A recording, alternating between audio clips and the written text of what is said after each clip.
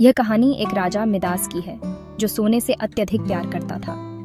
एक दिन उसे एक परी मिलती है जो उसके अच्छे कामों से प्रभावित होती है और उसे एक वरदान देने का वादा करती है।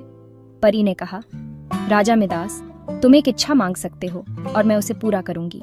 राजा मिदास बहुत खुश हुआ और बिना सोचे समझे अपनी इच्छा का ऐलान किया। मुझे वह शक्ति चाहिए कि मैं जिस भी चीज को छू लूं वह सोने में बदल जाए।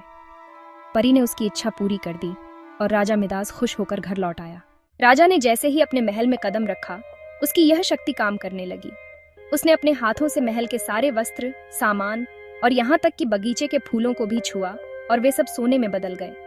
राजा मिदास ने अपनी संपत्ति में वृद्धि को देखकर खुशी महसूस की, लेकिन जब वह खाना खाने के लिए बैठा तो उसने देखा कि उसका खाना भी सोने में बदल चुका था। वह परेशान हो गया और सोचने लगा कि यह सब क्या हो रहा है। राजा भूखा था और उसे अब समझ में आया कि सोने से ज्यादा उसे अपने भोजन की जरूरत थी। वह कुछ और सोचता, इससे पहले ही उसकी प्यारी बेटी उसके पास आई।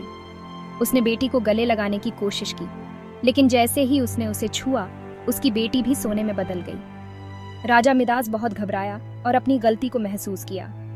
वह फौरन परी के पास गया और कहा, मुझे मेरी इच्छा वापस चाहिए। मैं जान चुका हूं कि सोने से बढ़कर प्यार और रिश्ते हैं।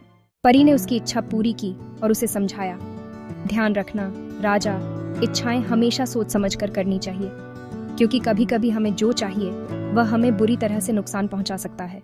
राजा मिदास ने यह अनुभव किया कि जीवन में कभी भी किसी चीज के प्रति अत्यधिक प्रेम नहीं करना चाहिए, क्योंकि रिश्तों और प्यार से बढ़कर कुछ भी नहीं है।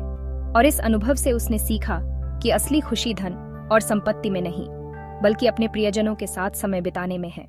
अगर आपको यह कहानी पसंद आई हो तो कृपया लाइक और सब्सक्राइब जरूर करें और कमेंट में बताएं कि आप इस कहानी से क्या सीखे हैं।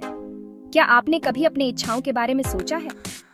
अगली बार हम आपके लिए और भी दिलचस्प कहानियां लेकर आएंगे, तो बने रहिए हमारे साथ। धन्यवाद।